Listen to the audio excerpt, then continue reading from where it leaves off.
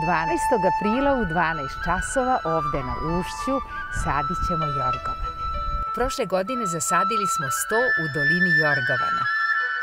Naslednik francuske krune, princ Charles Filip od Orleana, knez Aleksandar Karađorđević, vojvotkinja Dajana od Kadavila, grof Filip i vitezovi Svetog Lazara, predstavnici francuske ambasade, Mense Srbije, Nigel Atkins iz Škotske, deca SOS sela i osnivač Vesna od Vinče, kao i mnogi drugi.